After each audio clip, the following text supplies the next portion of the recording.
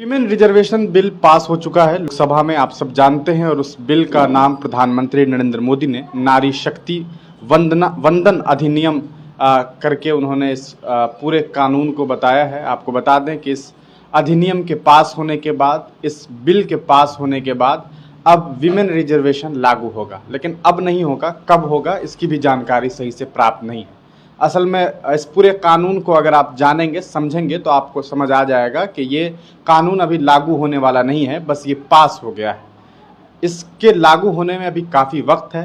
पहला तो ये कि डिलिमिटेशन होना है एरिया का। अभी जो हमारे पास जो सांसदों की गणना है, गिनती है, और जो एक सीट बना हुआ है उसको बढ़ाया जाएगा, एक्सटेंड किया जाएगा, और ये 2026 के बाद ही पॉसिबल है। इतना ही नहीं, उसके बावजूद एक और चीज़ों की ज़रूरत है, वो ये है कि कास्ट सेंसस होना चाहिए। सेंसस नहीं हुआ है, और सेंसस नहीं होने की वजह से भी ये जो है अभी के अभी लागू नहीं हो सकता है। मतलब ये कि 2024 में इस पूरे बिल का कोई फ़ायदा महिलाओं को नहीं मिलने जा रहा है। इससे किसी भी तरह का रिजर्वेशन महिलाओं को नहीं मिलने वाला है। लेकिन बात करेंगे इस पूरे वीमेन रिजर्वेशन के बिल के पास होने के पीछे कितना समय लगा और कब से इसकी शुरुआत हुई, कौन कौन लोग थे जिन्होंने इसका विरोध किया, और क्या वजह है कि लगभग 3 दशक तक ये बिल जो है लटका हुआ रहा और आज तक कल तक ये बिल पास नहीं हो पाया था, और कल जा करके ही ये बिल पास हुआ है। सबसे पहले बात करेंगे कि कौन कौन लोगों ने इस पूरे बिल को पास करने में वोट किया है। तो लगभग टोटल 456 वोट हुए थे, जिसमें से 454 लोगों ने इस बिल के समर्थन में वोट किया है। मतलब आप समझ सकते हैं, भारत के जितने भी दल हैं उन तमाम दलों ने लगभग इन्हें जो है समर्थन दिया है, नरेंद्र मोदी के इस बिल को समर्थन दिया। 2 लोग ऐसे हैं जिन्होंने समर्थन नहीं दिया है। वो 2 लोग, एक दल है जिसका नाम AIMIM है। आप समझ सकते हैं कि असदुद्दीन ओवैसी ने खुद और उनकी पार्टी के जो इम्तियाज जलील हैं, जो MP हैं, उन्होंने भी इस बिल का समर्थन नहीं किया था। अब बात करेंगे कि इस बिल की शुरुआत कब हुई। इस बिल की शुरुआत सन 1996 के आसपास हुई। हम आपको बताएं कि 1996 में प्रमिला दांडवते करके एक महिला थी। इन्होंने ये आपको जो है जनता दल से सांसद थी, और इन्होंने एक प्राइवेट मेंबर बिल बनाया था, और उसके हिसाब से इनका ये कहना था कि महिलाओं को रिजर्वेशन मिलनी चाहिए। ये खुद जनता दल से बिलोंग करती थी, और आपको बताएं कि उस वक्त के जो प्रधानमंत्री थे HD देवेगौड़ा, उनके पास इन्होंने ये बातें रखी, और इस पूरे प्राइवेट मेंबर्स बिल को समझने के बाद इन लोगों ने ये किया कि एक पूरी टीम बनाई और टीम को देश भर में भेजा कि इसके बारे में लोगों की क्या राय है। लोगों से राय लेने के बाद जब ये लोग पहुंची, तब उन्हें पता चला कि हाँ, भारत में वीमेन रिजर्वेशन की ज़रूरत है। और सन 1997 16 मई को इस चीज़ को लेकर के चर्चाएं होने के लिए लोकसभा में बातें रखी गई कि लोकसभा में बात होगी, लोकसभा में चर्चा होगी। लेकिन लोकसभा में कोई खास चर्चा नहीं हुई, और बिल जो है पास तो दूर की बात, लोगों ने ऐसा विरोध किया कि इसका आप अंदाज़ा नहीं लगा सकते हैं। चलिए, 1997 में ऐसा हुआ। उसके बाद सन 2008 में फिर ये बातें चलती रही। लोगों ने इसको लेकर के कई सारी बातें कही कि ये बिल पास होना चाहिए, महिलाओं को रिजर्वेशन मिलना चाहिए। लेकिन 2008 में फिर से एक दफ़ा UPA गवर्नमेंट के वक्त में, मनमोहन सिंह की सरकार जब थी, तब फिर से एक दफ़ा ये बातें शुरू हो गई कि इस पूरे जो रिजर्वेशन है, वीमेन रिजर्वेशन, इस पर चर्चाएँ होनी चाहिए और इसे पास कराना चाहिए। लगभग 2010 में जो है आपको इस बिल को 9 मार्च को राज्यसभा में पेश किया गया, और राज्यसभा में ये बिल जो है वो पास भी हो गया। इसमें आपको SC ST को रिजर्वेशन देने की बात थी, OBC को समर्थन देने की कोई बात नहीं थी। अब जैसे ही ये राज्यसभा में पास हुआ, बात आई कि लोकसभा में पास की जाए। लेकिन उस वक्त UPA सरकार जो है वो गठबंधन की सरकार थी, उसका एक अपना गठबंधन था। उस गठबंधन में समाजवादी पार्टी भी शामिल थी, उसी में आपको राजद भी शामिल थी। इन लोगों ने लोकसभा में समर्थन देने से इनकार कर दिया। इनका ये कहना था कि हम इस बिल का समर्थन नहीं करेंगे। लेकिन समर्थन क्यों नहीं करेंगे, आइए हम आपको वो वजह बताते हैं।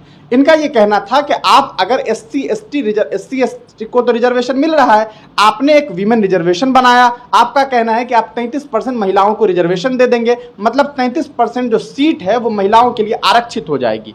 लेकिन उस वक्त जो राजद थी उस वक्त, जो आपको समाजवादी पार्टी थी, उनका यह कहना था कि हमें कोटा विद इन कोटा चाहिए और ओबीसी आरक्षण चाहिए। मतलब यह कि ओबीसी को भी आरक्षण मिलना चाहिए, ओबीसी की महिलाओं को भी आरक्षण देना चाहिए, और साथ ही साथ जो आप 33% रिजर्वेशन दे रहे हैं उस 33% को आप फिर काटेंगे, उसके अंदर आप रिजर्वेशन पॉलिसी बनाइए और उसके अंतर्गत 33% में आप कुछ परसेंट सीट जो है एससी के लिए, कुछ परसेंट सीट आप एसटी के लिए, कुछ परसेंट सीट आप ओबीसी के लिए करिए।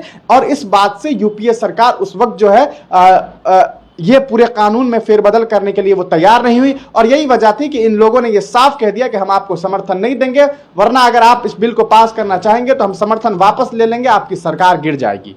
यहां तक बात हुई। उसके बाद जो है उस वक्त भी ये बिल पास नहीं हो सका। 2010 में राज्यसभा से तो पास हो गया, लेकिन उसके बाद फिर इंतजार की घड़ियां शुरू हुई, और ये इंतजार की घड़ी जो है वो कल जाकर के खत्म हुई। 2023 में आकर के ये पूरे के पूरे मामलात जो हैं वो खत्म हुए। आपको बताएं कि कल ये लोकसभा में पास हो गया है।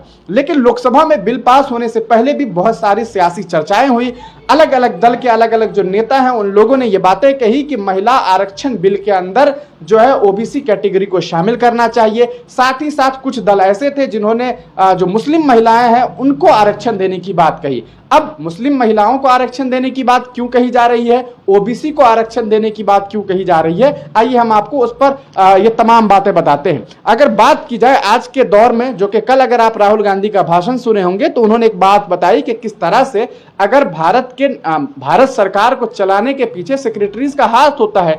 90 सेक्रेटरी है भारत में, 90 लोग मिल करके जो है वो देश में देश के का जो बजट है वो बना रहे हैं। बजट में क्या क्या कहाँ कितना पैसा खर्च होगा, कहाँ क्या चीजें होंगी, वो तमाम जो लोग, ये जो 90 लोग हैं ये डिसाइड करते हैं। और आप समझ सकते हैं कि बैक डोर से सरकार चलाने में, सरकार की मदद करने में इनका सबसे बड़ा रोल होता है। ये देश की तमाम गतिविधियों पर ध्यान रखते हैं और देश की तमाम जो कह सकते हैं एजेंसीज हैं, तमाम जो अखराजात हैं, तमाम चीजों पर इनका ध्यान होता है। और यही लोग मिलजुल करके बजट, पैसे का कहाँ खर्च होगा उसको डिसाइड करते हैं। इन 90 लोगों में सिर्फ और सिर्फ 3 लोग ओबीसी से हैं। अब आप सोच सकते हैं कि देश को चलाने वाले 90 लोगों में सिर्फ और सिर्फ 3 लोग ओबीसी कैटेगरी के हैं, तो आप खुद अंदाजा लगा सकते हैं कि क्या ओबीसी को आरक्षण की जरूरत नहीं है।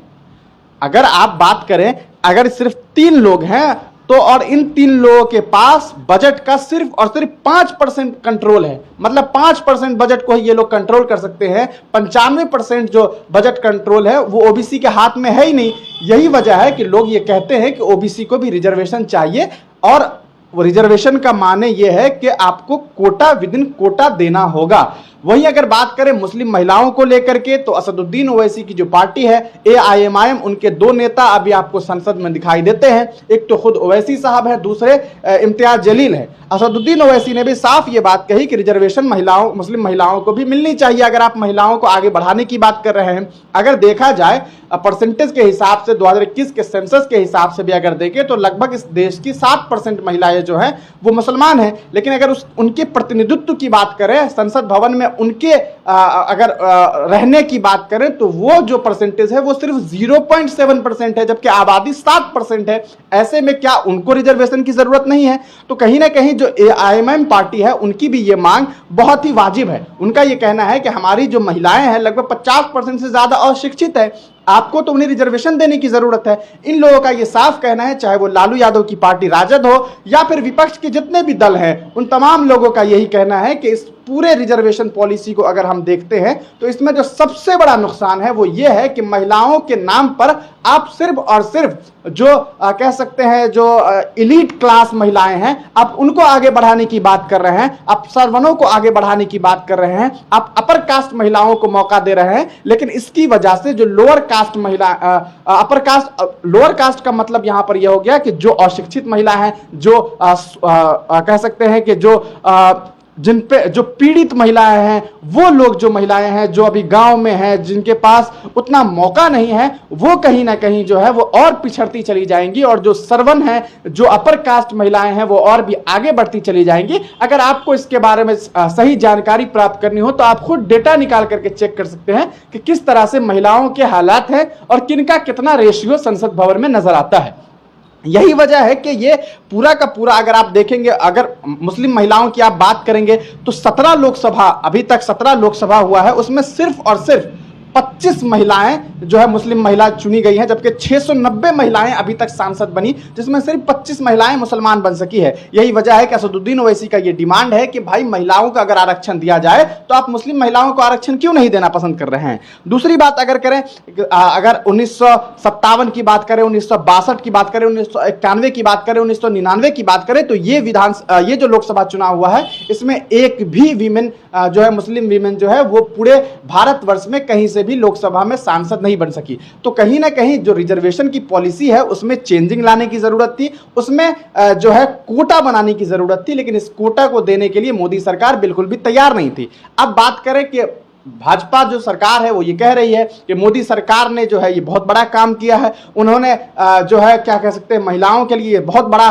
काम कर दिया। लेकिन बात करें इस पूरे पॉलिसी को लेकर के कि आखिर इसकी शुरुआत कहां से हुई, इस बिल को बनाने में कौन सी सरकार बहुत ज्यादा अपना योगदान देती है, तो राजीव गांधी के वक्त से ही ये बातें चल रही थी कि भाई महिलाओं को रिजर्वेशन दी जाए।